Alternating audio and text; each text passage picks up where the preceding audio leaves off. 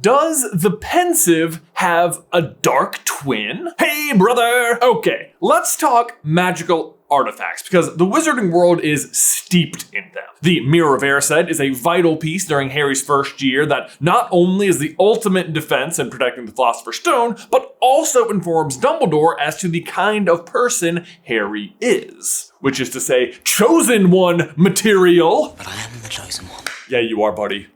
So proud of you.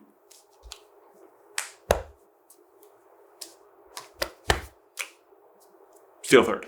Then you've got the Deathly Hallows shaping Harry's final journey to and from death, with the Elder Wand deciding the victor of the final duel. You've got the Prophecy, Horcruxes, Secret Two-Way Mirrors, Time Turners, the Marauder's Map, the Deluminator. So many of these objects shape the entire story. But then, perhaps most important of them all is the Pensieve, a kind of remarkable object with a fascinating and rather mysterious history that offers seamless exposition not only for Harry, but to us, the readers, as well. Barty Crouch! Junior. But as is so often the case these days, during our current and rather aggressive read-through of the Harry Potter saga over on our podcast, Through the Gryffindor, we just made a discovery that might take everything we've known about the Pensieve into a whole new arena of fascination. Because we've always assumed the Pensieve to be unique or singular. There's only just the one. It's a pensive. But what if, much like Voldemort is to Harry, the Pensieve has a counterpoint, an evil version of itself out there lurking, inflicting despair rather than offering reflection? Today, we reveal the Pensieve's dark twin.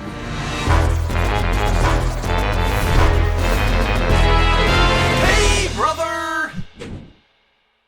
And y'all, we need to take a brief pause right there to let you know about today's sponsor, BetterHelp. Like, I don't know about you guys, but the stress of getting it all done, week in, week out. It's why we here at SuperCarlinBrothers take this whole week of the year off. Everyone, no one's in office as I speak. This was recorded ahead of time. But taking a whole week off isn't exactly sustainable in the long run. Learning small tactics like taking a quick break for a walk in the sunshine, or dedicating a few minutes an hour to mindfulness exercises, or false fails, just loosen your jaws, relax your shoulders.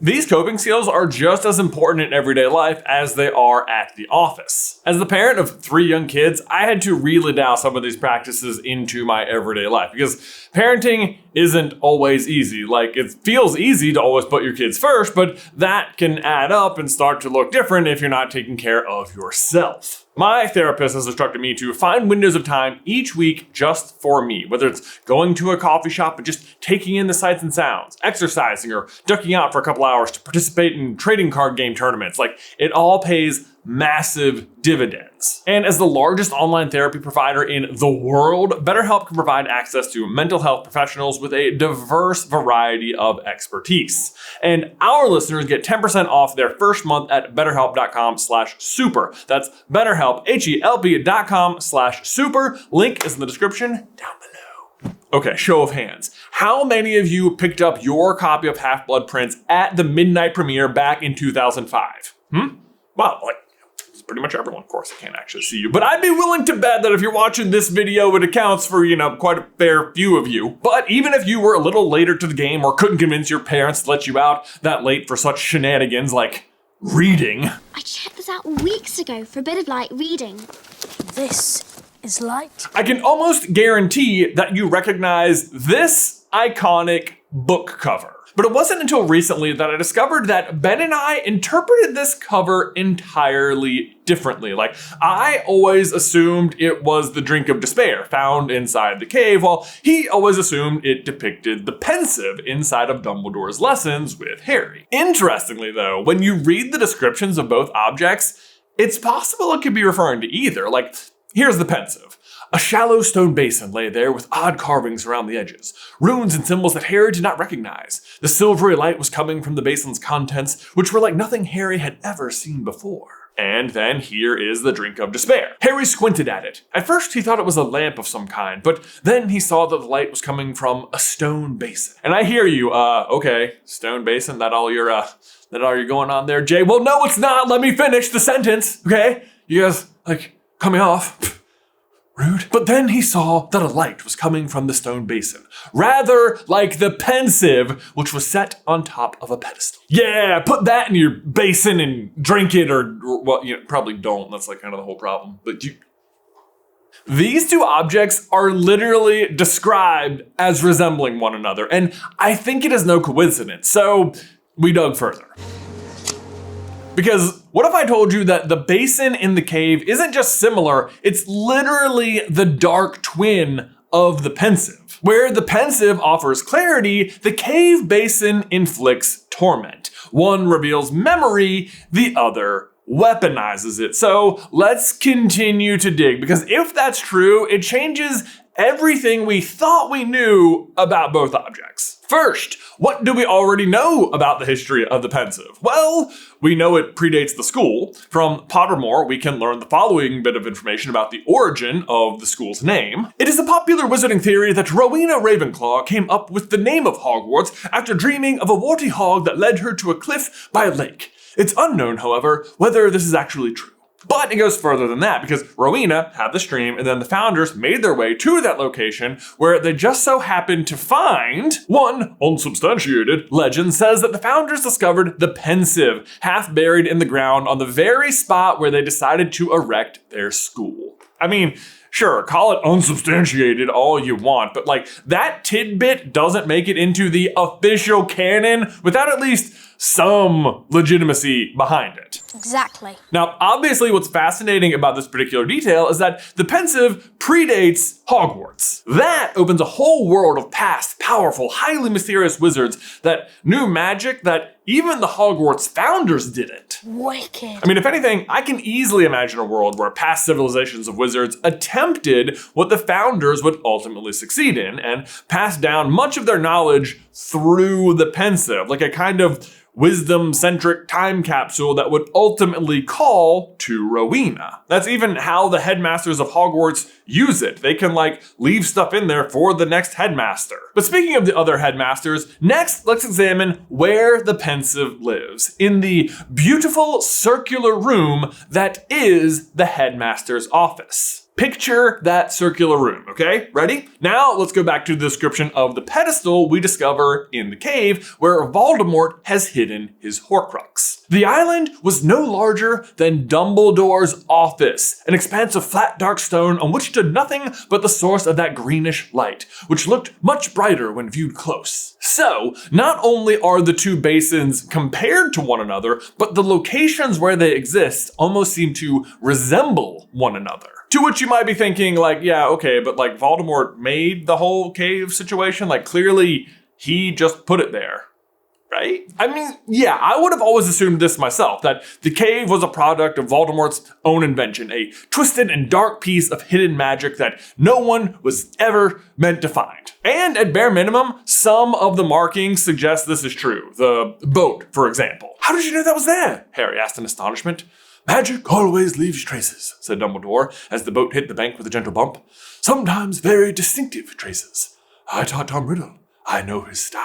But a very important piece of Dumbledore's lessons with Harry and the pensive involves a trip back to Tom Riddle's orphanage where he was first discovered by the Wizarding World and recruited to Hogwarts. During this exchange, we learn a lot about a young Tom Riddle and the antics he got up to as a child just discovering his powers. He scared the other students, bullied them, stole from them, and tormented them. Amy Benson and Dennis Bishop were never quite right afterwards, and all we ever got out of them was they'd gone into a cave with Tom Riddle. He swore they'd just gone exploring, but something happened in there, I'm sure of it. Tom Riddle finds the cave as a youth, before the age of 11, and Mrs. Cole claims she can't figure out how he got down there to do it, and that just simply alludes to Tom's early grasp of his own magic. However, she also says, on the summer outing, we take them out, once a year to the countryside or to the seaside. All right, back up, hold on. You mean to tell me that Tom Riddle found a cave he has no obvious way to access on an outing that takes place once a year when he was at most 11? how did he find the cave? Like, even for Tom Riddle, that seems advanced. Unless it wasn't Tom who found the cave, but the cave that found Tom and called out to him, lured him in. Wait a minute. Glad you asked. Remember how I said before that Rowena had a dream about a warty hog that led her to the location of where the founders would ultimately discover the Pensieve and build Hogwarts? Doesn't that seem like the Pensieve calling out to her? Like it had an allure of its own? Yes, it does. Thank you for agreeing. And it gets better. This is almost exactly what happens to Harry when he's in Dumbledore's office. He spots the silvery light and cannot help but examine it. He looked around for the source of the light and saw a sliver of silver white shining brightly from within a black cabinet behind him, whose door had not been closed properly. Harry hesitated, glanced at Fawkes, then got up, walked across the office, and pulled open the cabinet door. He wanted to touch it, to find out what it felt like. Harry bent closer, his head right inside the cabinet, lowering his face so that his nose was a mere inch away from the glassy substance. Harry could not make out what was going on in the corners of it. He leaned even closer, tilting his head, trying to see. The tip of his nose touched the strange substance into which he was staring. Then whoosh! See what I mean? Harry almost can't resist the pull of the Pensieve. It just keeps pulling him closer and closer, pushing his curiosity further and further. Now, whether or not Dumbledore intended Harry to discover it, or the Pensieve was doing it of its own accord, I think the outcome is actually the same based on how Dumbledore reacts, which is to say, he completely understands. Undoubtedly, I did not fasten the cabinet door properly. Naturally, it would have attracted your attention. That's carefully phrased, isn't it? Naturally, it would have attracted your attention is a line packed with double meaning, because either it's Dumbledore saying, hey, I get it, I'm curious too, or he's saying the natural abilities of the Pensieve would have attracted your attention as objects like this tend to do. Pretty crazy, right? But don't worry, it gets even deeper because the other unusual characteristic about the Pensieve is the vapor-like quality of its contents. It was a bright whitish silver and it was moving ceaselessly. The surface of it became ruffled like water beneath wind, and then, like clouds, separated and swirled smoothly. It looked like light made liquid, or like wind made solid. Harry couldn't make up his mind. Again, we have an odd similarity to another branch of magic that specifically has to do with memories. Patronuses. What does a Patronus look like? Said Harry curiously. Each one is unique to the wizard who conjures it. And how do you conjure it? With an incantation, which will work only if you're concentrating with all of your might on a single, very happy memory. Harry thinks of flying and delivers the incantation when this happens. Expecto Patronum! Expecto Patronum! Something whooshed suddenly out of the end of his wand. It looked like a wisp of silvery gas. Did you see that? Said Harry excitedly. Yes, sir! The idea here is that the Pensieve is filled with what we can only refer to as the raw materials, memories that one might be able to channel into their corporeal Patronus form, which also is described as bright and silvery. Although the Pensieve obviously isn't full of just happy memories, per Dumbledore, but the idea is also there. But then check this out. Think about the primary way that Patronuses are used to defend against Dementors. And what do Dementors make you do? They make you experience your own worst memories. And what does the drink of despair in the basin in the island in the cave make you do? The night that your brother died, he drank a potion that drove him out of his mind. He started screaming, pleading with someone who wasn't there. Don't hurt them. Please, hurt me instead. He thought he was back there with you and Grindelwald. I know he did. He thought he was watching Grindelwald hurting you and Ariana. It was torture to him. If you'd seen him then, you wouldn't say he was free. Yeah, Aberforth, put that in your basin and drink it. Oh, I already used that joke. The potion makes you relive your own worst memories. So, a Patronus is to the Pensieve as a Dementor is to the drink of despair. If so facto, the basin in the center of the cave is the Pensieve's dark twin, capable of luring people towards it and contains equal but opposite magic. Kill me!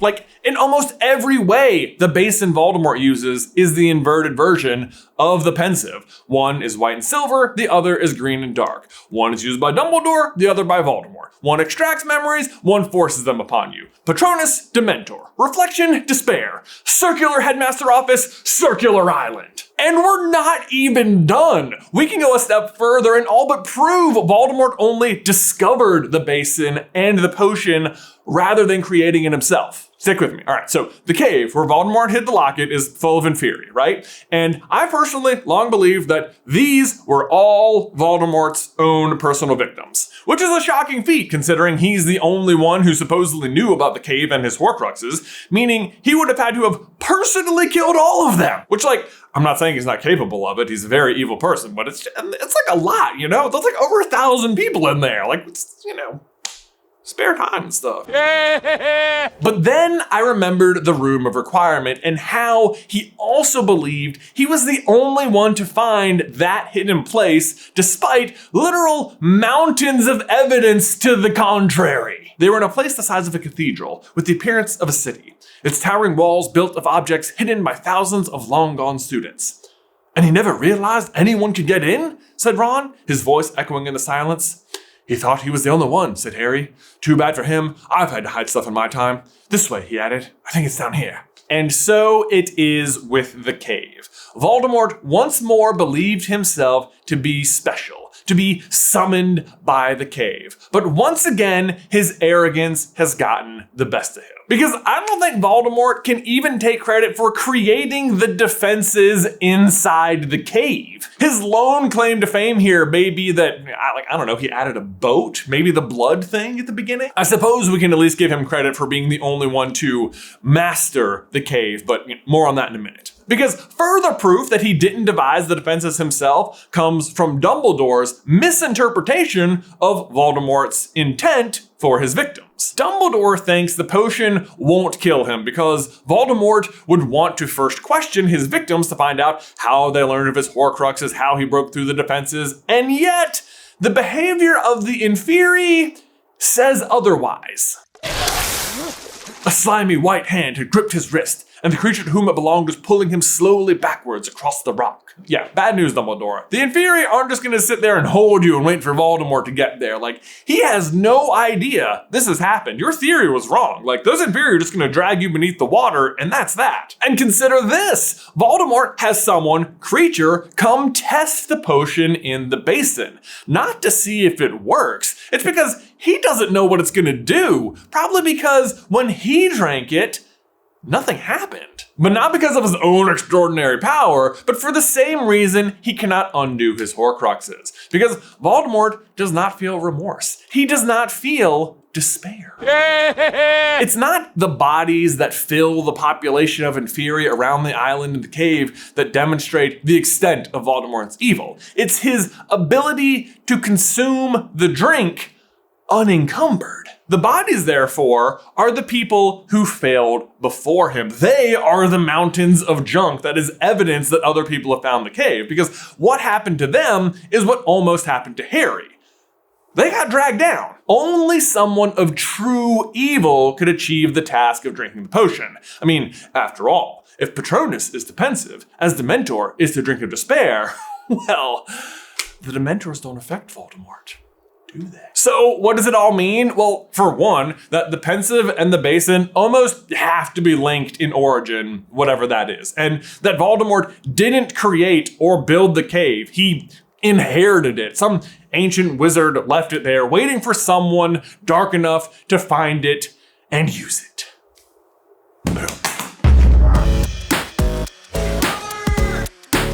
Or who knows, maybe all those defenses are to stop anyone from using it. Like, maybe it's hidden on purpose. Guys, thanks so much as always for watching today's video. Don't forget to like the video and ding that bell if you haven't already. If you want to see how a different magical artifact, Moody's Eye, might have become a Horcrux for somebody else, you can check out this video right here. But otherwise, until next time, Ben, I will see you in the left.